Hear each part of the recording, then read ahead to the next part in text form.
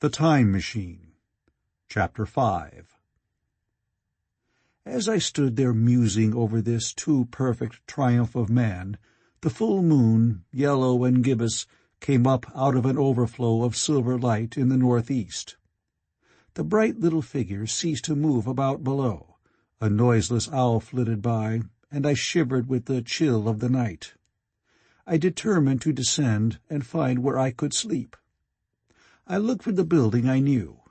Then my eye traveled along to the figure of the white sphinx upon the pedestal of bronze, growing distinct as the light of the rising moon grew brighter. I could see the silver birch against it. There was the tangle of rhododendron bushes, black in the pale light, and there was the little lawn. I looked at the lawn again. A queer doubt chilled my complacency. No, said I stoutly to myself, that was not the lawn. But it was the lawn, for the white, leprous face of the Sphinx was towards it. Can you imagine what I felt as this conviction came home to me? But you cannot. The time machine was gone. At once, like a lash across the face, came the possibility of losing my own age, of being left helpless in this strange new world. The bare thought of it was an actual physical sensation. I could feel it grip me at the throat and stop my breathing.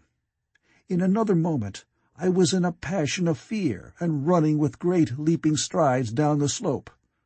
Once I fell headlong and cut my face.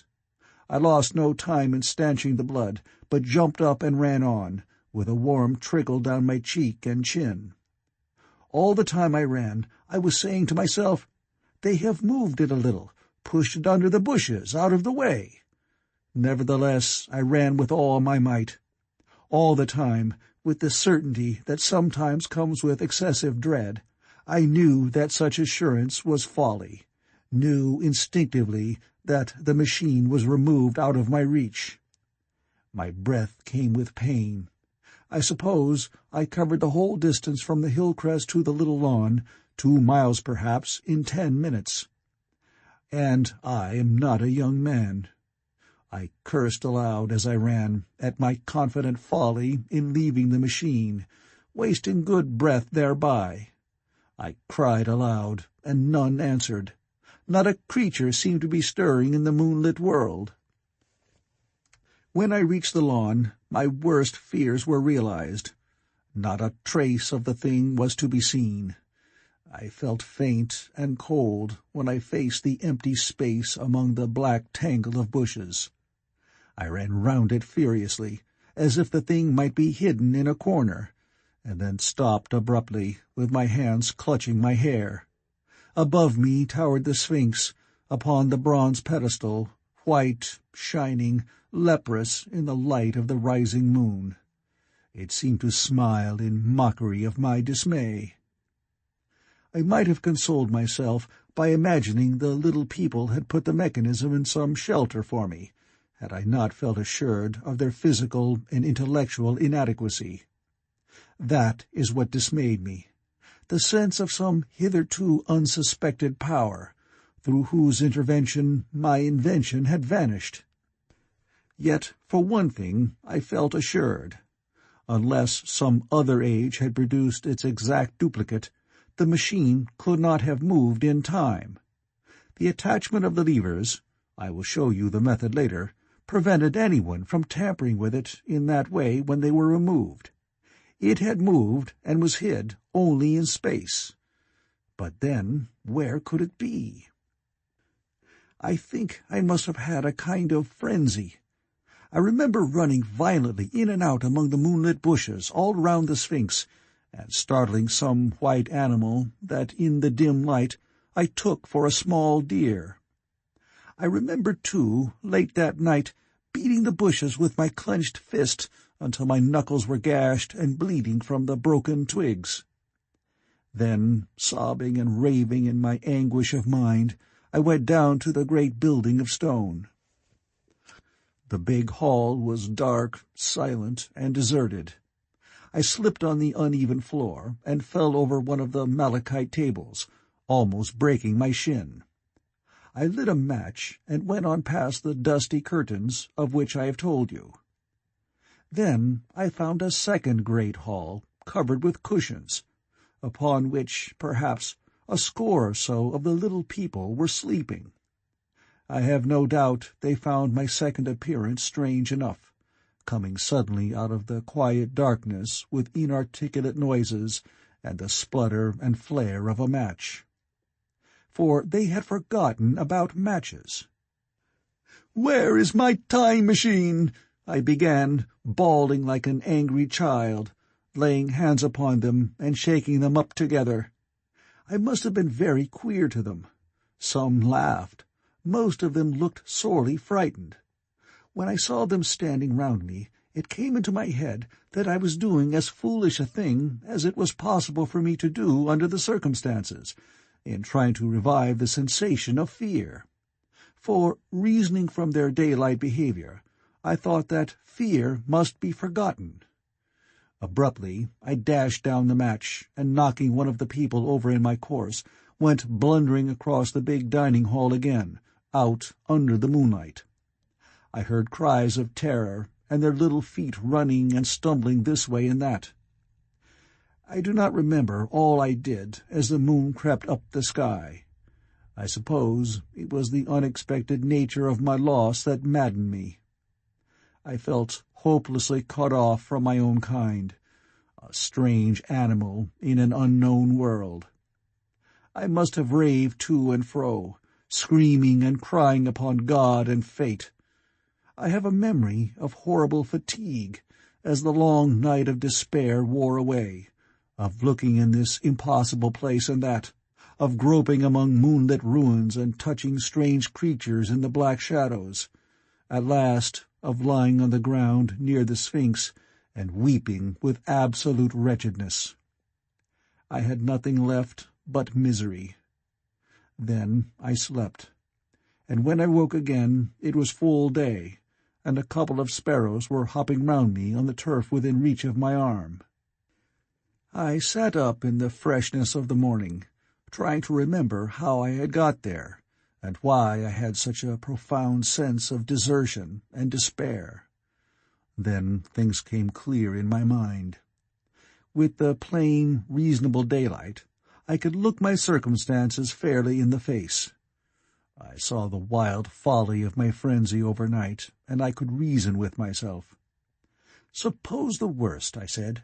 "Suppose the machine altogether lost, perhaps destroyed.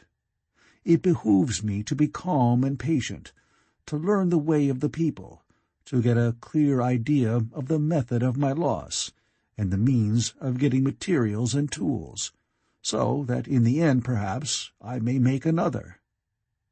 That would be my only hope, perhaps, but better than despair. And, after all, it was a beautiful and curious world.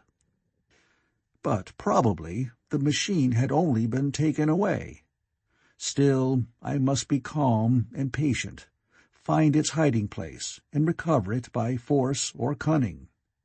And with that, I scrambled to my feet and looked about me, wondering where I could bathe. I felt weary, stiff, and travel-soiled. The freshness of the morning made me desire an equal freshness. I had exhausted my emotion. Indeed, as I went about my business, I found myself wondering at my intense excitement overnight. I made a careful examination of the ground about the little lawn.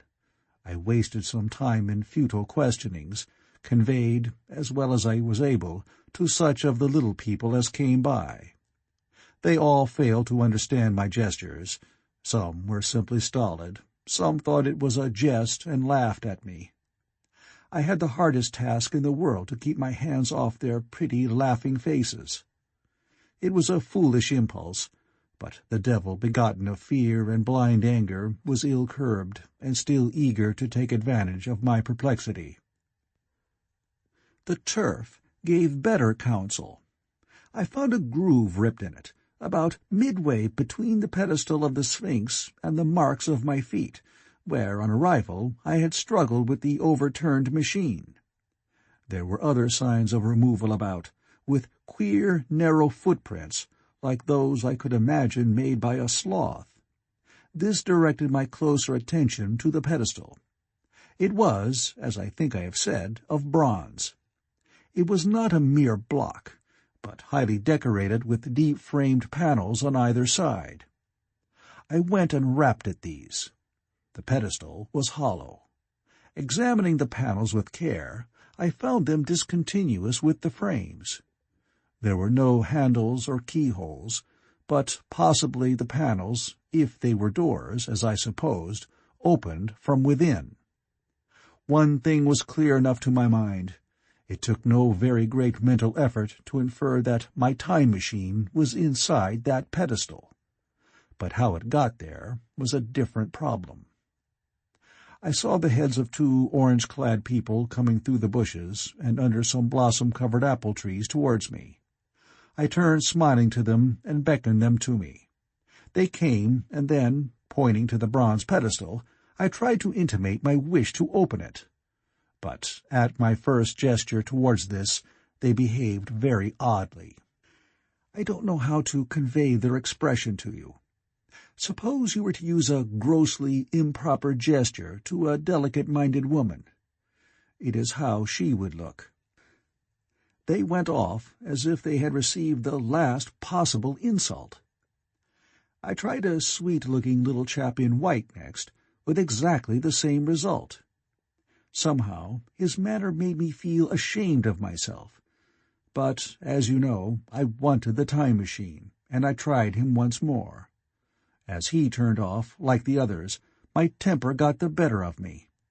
In 3 strides I was after him, had him by the loose part of his robe round the neck, and began dragging him towards the Sphinx. Then I saw the horror and repugnance of his face, and all of a sudden I let him go. But I was not beaten yet. I banged with my fist at the bronze panels. I thought I heard something stir inside. To be explicit, I thought I heard a sound like a chuckle, but I must have been mistaken. Then I got a big pebble from the river, and came and hammered till I had flattened a coil in the decorations, and the verdigris came off in powdery flakes. The delicate little people must have heard me hammering in gusty outbreaks a mile away on either hand, but nothing came of it. I saw a crowd of them upon the slopes, looking furtively at me. At last, hot and tired, I sat down to watch the place. But I was too restless to watch long. I am too occidental for a long vigil. I could work at a problem for years, but to wait inactive for 24 hours, that is another matter. I got up after a time and began walking aimlessly through the bushes towards the hill again. "Patience," said I to myself. "If you want your machine again, you must leave that Sphinx alone. If they mean to take your machine away, it's little good your wrecking their bronze panels, and if they don't, you will get it back as soon as you can ask for it. To sit among all those unknown things before a puzzle like that is hopeless. That way lies monomania.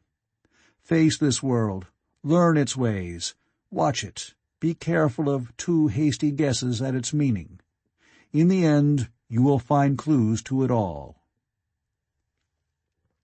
Then, suddenly, the humor of the situation came into my mind. The thought of the years I had spent in study and toil to get into the future age, and now my passion of anxiety to get out of it. I had made myself the most complicated and the most hopeless trap that ever a man devised. Although it was at my own expense, I could not help myself. I laughed aloud. Going through the big palace, it seemed to me that the little people avoided me. It may have been my fancy, or it may have had something to do with my hammering at the gates of bronze. Yet I felt tolerably sure of the avoidance. I was careful, however, to show no concern, and to abstain from any pursuit of them, and in the course of a day or 2 things got back to the old footing. I made what progress I could in the language, and in addition I pushed my explorations here and there. Either I missed some subtle point, or their language was excessively simple, almost exclusively composed of concrete substantives and verbs.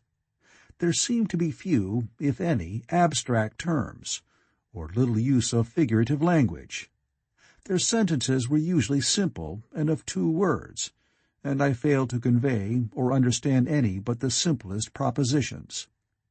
I determined to put the thought of my time machine and the mystery of the bronze doors under the Sphinx as much as possible in a corner of memory, until my growing knowledge would lead me back to them in a natural way. Yet a certain feeling, you may understand, tethered me in a circle of a few miles round the point of my arrival. So far as I could see, all the world displayed the same exuberant richness as the Thames Valley.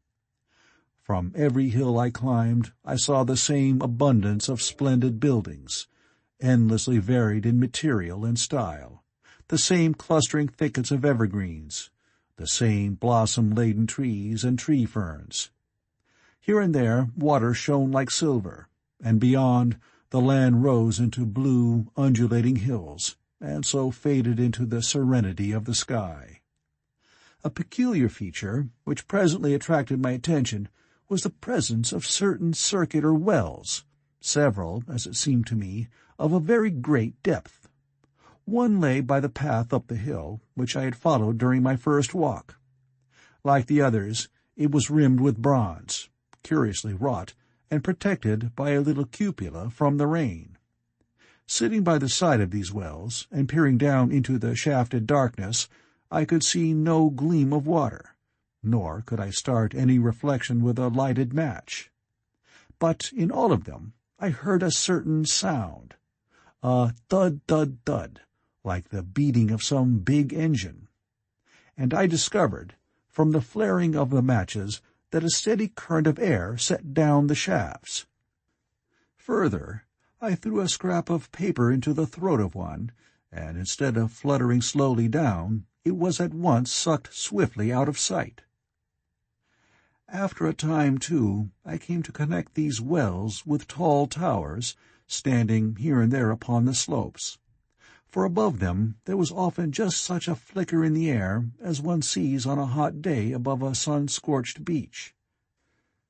Putting things together, I reached a strong suggestion of an extensive system of subterranean ventilation, whose true import it was difficult to imagine. I was at first inclined to associate it with the sanitary apparatus of these people. It was an obvious conclusion, but it was absolutely wrong. And here I must admit that I learned very little of drains and bells and modes of conveyance, and the like conveyances during my time in this real future. In some of these visions of utopias and coming times which I have read, there is a vast amount of detail about building and social arrangements and so forth. But while such details are easy enough to obtain when the whole world is contained in one's imagination, they are altogether inaccessible to a real traveller amid such realities as I found here. Conceive the tale of London which a Negro, fresh from Central Africa, would take back to his tribe. What would he know of railway companies, of social movements, of telephone and telegraph wires, of the parcels delivery company, and postal orders and the like? Yet we, at least, should be willing enough to explain these things to him. And even of what he knew, how much could he make his untravelled friend either apprehend or believe? Then think how narrow the gap between a Negro and a white man of our times, and how wide the interval between myself and these of the Golden Age. I was sensible of much which was unseen, and which contributed to my comfort. But save for a general impression of automatic organization, I fear I can convey very little of the difference to your mind. In the matter of sepulchre, for instance, I could see no signs of crematoria nor anything suggestive of tombs. But it occurred to me that possibly there might be cemeteries, or crematoria, somewhere beyond the range of my explorings. This again was a question I deliberately put to myself, and my curiosity was at first entirely defeated upon the point. The thing puzzled me, and I was led to make a further remark, which puzzled me still more, that aged and infirm among these people there were none. I must confess that my satisfaction with my first theories of an automatic civilization and a decadent humanity did not long endure. Yet I could think of no other. Let me put my difficulties. The several big palaces I had explored were mere living places, great dining halls and sleeping apartments. I could find no machinery, no appliances of any kind. Yet these people were clothed in pleasant fabrics that must at times need renewal, and their sandals, though undecorated, were fairly complex specimens of metalwork. Somehow such things must be made. And the little people displayed no vestige of a creative tendency. There were no shops, no workshops, no sign of importations among them. They spent all their time in playing gently, in bathing in the river, in making love in a half-playful fashion, in eating fruit and sleeping. I could not see how things were kept going. Then again, about the time machine. Something, I knew not what, had taken it into the hollow pedestal of the White Sphinx. Why? For the life of me I could not imagine. Those waterless wells, too, those flickering pillars. I felt I lacked a clue. I felt— how shall I put it? Suppose you found an inscription, with sentences here and there in excellent plain English, and interpolated therewith others made up of words, of letters even, absolutely unknown to you. Well, on the third day of my visit, that was how the world of 802,701 presented itself to me. That day, too, I made a friend of a sort. It happened that, as I was watching some of the little people bathing in a shallow, one of them was seized with a cramp and began drifting downstream. The main current ran rather swiftly, but not too strongly for even a moderate swimmer. It will give you an idea, therefore, of the strange deficiency in these creatures, when I tell you that none made the slightest attempt to rescue the weakly crying little thing which was drowning before their eyes. When I realized this, I hurriedly slipped off my clothes, and wading in at a point lower down, I caught the poor mite and drew her safe to land. A little rubbing of the limbs soon brought her round, and I had the satisfaction of seeing she was all right before I left her. I had got to such a low estimate of her kind that I did not expect any gratitude from her. In that, however, I was wrong. This happened in the morning. In the afternoon I met my little woman, as I believe it was, as I was returning towards my center from an exploration, and she received me with cries of delight and presented me with a big garland of flowers, evidently made for me and me alone. The thing took my imagination. Very possibly I had been feeling desolate. At any rate, I did my best to display my appreciation of the gift. We were soon seated together in a little stone arbor, engaged in conversation, chiefly of smiles. The creature's friendliness affected me exactly as a child's might have done. We passed each other flowers, and she kissed my hands. I did the same to hers. Then I tried talk, and found that her name was Weena, which, though I don't know what it meant, somehow seemed appropriate enough. That was the beginning of a queer friendship which lasted a week, and ended, as I will tell you. She was exactly like a child. She wanted to be with me always. She tried to follow me everywhere, and on my next journey out and about, it went to my heart to tire her down and leave her at last, exhausted, and calling after me rather plaintively. But the problems of the world had to be mastered. I had not, I said to myself, come into the future to carry on a miniature flirtation. Yet her distress when I left her was very great. Her expostulations at the parting were sometimes frantic, and I think, altogether, I had as much trouble as comfort from her devotion. Nevertheless, she was, somehow, a great comfort. I thought it was mere childish affection that made her cling to me. Until it was too late, I did not clearly know what I had inflicted upon her when I left her. Nor, until it was too late, did I clearly understand what she was to me. For, by merely seeming fond of me, and showing in her weak, futile way that she cared for me, the little doll of a creature presently gave my return to the neighborhood of the White Sphinx almost the feeling of coming home. And I would watch for her tiny figure of white and gold so soon as I came over the hill. It was from her, too, that I learned that fear had not yet left the world. She was fearless enough in the daylight, and she had the oddest confidence in me. For once, in a foolish moment, I made threatening grimaces at her, and she simply laughed at them. But she dreaded the dark, dreaded shadows, dreaded black things. Darkness to her was the one thing dreadful. It was a singularly passionate emotion, and it set me thinking and observing. I discovered then, among other things, that these little people gathered into the great houses after dark, and slept in droves.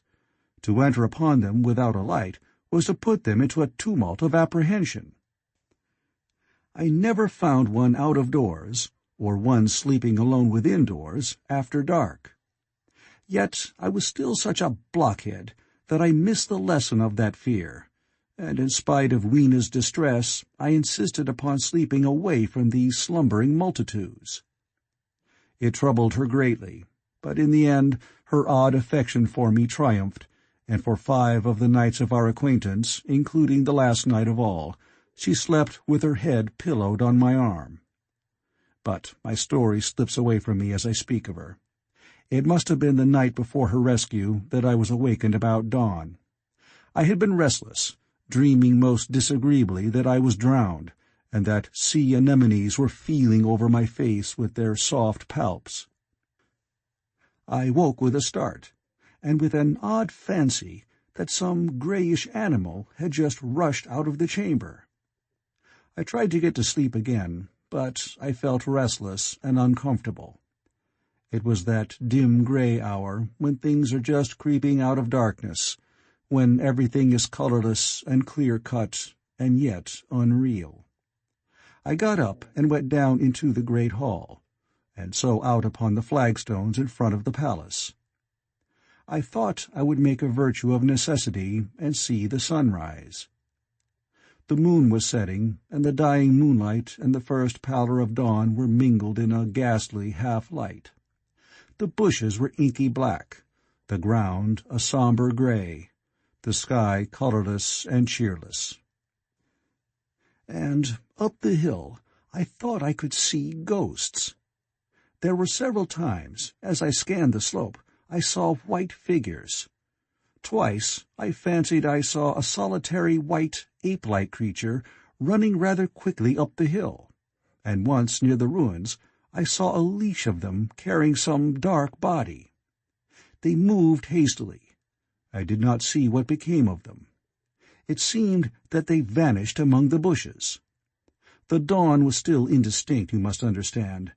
I was feeling that chill, uncertain, early morning feeling you may have known. I doubted my eyes. As the eastern sky grew brighter, and the light of the day came on and its vivid colouring returned upon the world once more, I scanned the view keenly, but I saw no vestige of my white figures. They were mere creatures of the half-light. "They must have been ghosts," I said.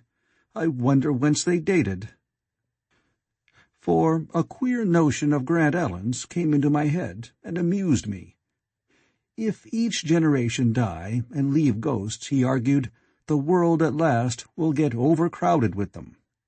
On that theory, they would have grown innumerable some 800,000 years since, and it was no great wonder to see 4 at once. But the jest was unsatisfying, and I was thinking of these figures all the morning, until Weena's rescue drove them out of my head. I associated them in some indefinite way with the white animal I had startled in my first passionate search for the time machine. But Weena was a pleasant substitute. Yet, all the same, they were soon destined to take far deadlier possession of my mind. I think I have said how much hotter than our own was the weather of this golden age. I cannot account for it. It may be that the sun was hotter, or the earth nearer the sun.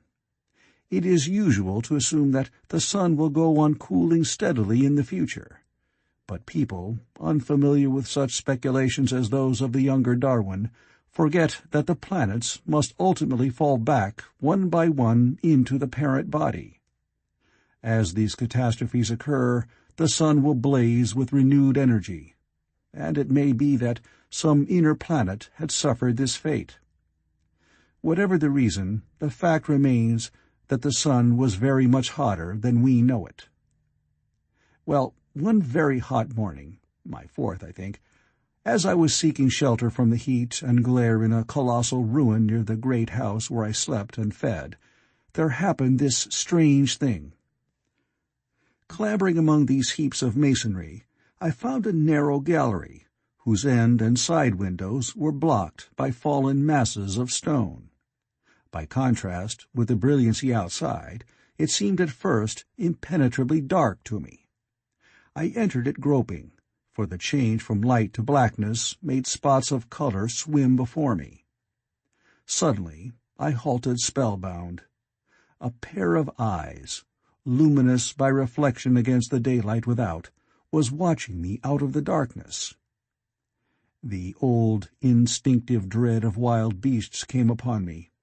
I clenched my hands and steadfastly looked into the glaring eyeballs. I was afraid to turn. Then the thought of the absolute security in which humanity appeared to be living came to my mind, and then I remembered that strange terror of the dark.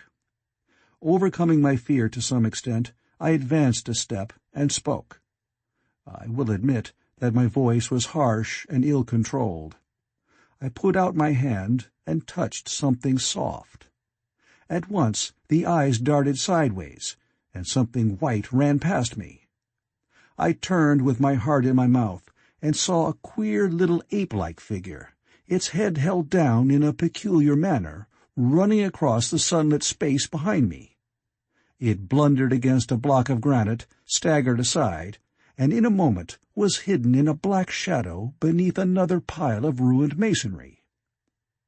My impression of it is, of course, imperfect, but I know it was a dull white, and had strange, large, grayish-red eyes. Also, that there was flaxen hair on its head and down its back. But, as I say, it went too fast for me to see distinctly. I cannot even say whether it ran on all fours or only with its forearms held very low. After an instant's pause, I followed it into the second heap of ruins. I could not find it at first, but after a time, in the profound obscurity, I came upon one of those round, well-like openings of which I have told you, half closed by a fallen pillar. A sudden thought came to me. Could this thing have vanished down the shaft? I lit a match, and looking down, I saw a small white moving creature, with large bright eyes which regarded me steadfastly as it retreated. It made me shudder. It was so like a human spider. It was clambering down the wall, and now I saw for the first time a number of metal foot and hand rests forming a kind of ladder down the shaft. Then the light burned my fingers and fell out of my hand, going out as it dropped, and when I lit another, the little monster had disappeared. I do not know how long I sat peering down that well. It was not for some time that I could succeed in persuading myself that the thing I had seen was human. But gradually the truth dawned on me. that man had not remained one species, but had differentiated into two distinct animals, that my graceful children of the upper world were not the sole descendants of our generation, but that this bleached, obscene, nocturnal thing which had flashed before me was also heir to all the ages. I thought of the flickering pillars, and of my theory of an underground ventilation. I began to suspect their true import. And what, I wondered, was this lemur doing in my scheme of a perfectly balanced organization? How was it related to the indolent serenity of the beautiful upper-worlders? And what was hidden down there at the foot of that shaft? I sat upon the edge of the well, telling myself that, at any rate, there was nothing to fear, and that there I must descend for the solution of my difficulties. And withal, I was absolutely afraid to go. As I hesitated, two of the beautiful upper-world people came running in their amorous sport across the daylight in the shadow. The male pursued the female, flinging flowers at her as he ran. They seemed distressed to find me, my arm against the overturned pillar, peering down the well. Apparently, it was considered bad form to remark these apertures, for when I pointed to this one, and tried to frame a question about it in their tongue, they were still more visibly distressed and turned away. But they were interested by my matches, and I struck some to amuse them. I tried them again about the well, and again I failed. So presently I left them, meaning to go back to Weena, and see what I could get from her. But my mind was already in revolution. My guesses and impressions were slipping and sliding to a new adjustment. I had now a clue to the import of these wells, to the ventilating towers, to the mystery of the ghosts, to say nothing of a hint at the meaning of the bronze gates and the fate of the time machine. And, very vaguely, there came a suggestion towards the solution of the economic problem that had puzzled me. Here was the new view. Plainly, this second species of man was subterranean. There were three circumstances in particular which made me think that its rare emergence above ground was the outcome of a long-continued underground habit. In the first place, there was the bleached look common in most animals that live largely in the dark, the white fish of the Kentucky caves, for instance. Then, those large eyes, with that capacity for reflecting light, are common features of nocturnal things, witness the owl and the cat. And last of all, that evident confusion in the sunshine, that hasty yet fumbling awkward flight towards dark shadow, and that peculiar carriage of the head while in the light, all reinforce the theory of an extreme sensitiveness of the retina. Beneath my feet, then, the earth must be tunneled enormously, and these tunnelings were the habitats of the new race. The presence of ventilating shafts and wells along the hill slopes, everywhere in fact except along the river valley, showed how universal were its ramifications. What so natural, then, as to assume that it was in this artificial underworld that such work as was necessary to the comfort of the daylight race was done? The notion was so plausible that I at once accepted it, and went on to assume the how of this splitting of the human species. I dare say you will anticipate the shape of my theory, though, for myself, I very soon felt that it fell far short of the truth. At first, proceeding from the problems of our own age, it seemed clear as daylight to me that the gradual widening of the present merely temporary and social difference between the capitalist and the laborer was the key to the whole position. No doubt it will seem grotesque enough to you, and wildly incredible, and yet even now there are existing circumstances to point that way. There is a tendency to utilize underground space for the less ornamental purposes of civilization. There is the Metropolitan Railway in London, for instance. There are the new electric railways. There are subways. There are underground workrooms and restaurants, and they increase and multiply. Evidently, I thought, this tendency had increased till industry had gradually lost its birthright in the sky. I mean that it had gone deeper and deeper into larger and ever larger underground factories, spending a still increasing amount of its time therein, till, in the end— Even now, does not an East End worker live in such artificial conditions as practically to be cut off from the natural surface of the earth? Again, the exclusive tendency of richer people, due, no doubt, to the increasing refinement of their education and the widening gulf between them and the rude violence of the poor, is already leading to the closing, in their interest, of considerable portions of the surface of the land. About London, for instance, perhaps half the prettier country is shut in against intrusion. And this same widening gulf, which is due to the length and expense of the higher educational process and the increased facilities for and temptations towards refined habits on the part of the rich, will make that exchange between class and class, that promotion by intermarriage, which at present retards the splitting of our species along lines of social stratification, less and less frequent. So, in the end, above ground you must have the haves, pursuing pleasure and comfort and beauty, and below ground the have-nots, the workers getting continually adapted to the conditions of their labor. Once they were there, they would no doubt have to pay rent, and not a little of it, for the ventilation of their caverns, and if they refused, they would starve or be suffocated for arrears. Such of them as were so constituted as to be miserable and rebellious would die, and in the end, the balance being permanent, the survivors would become as well adapted to the conditions of underground life, and as happy in their way, as the upper-world people were to theirs. As it seemed to me, the refined beauty and the etiolated pallor followed naturally enough. The great triumph of humanity I had dreamed of took a different shape in my mind. It had been no such triumph of moral education and general cooperation as I had imagined. Instead, I saw a real aristocracy, armed with a perfected science and working to a logical conclusion the industrial system of today.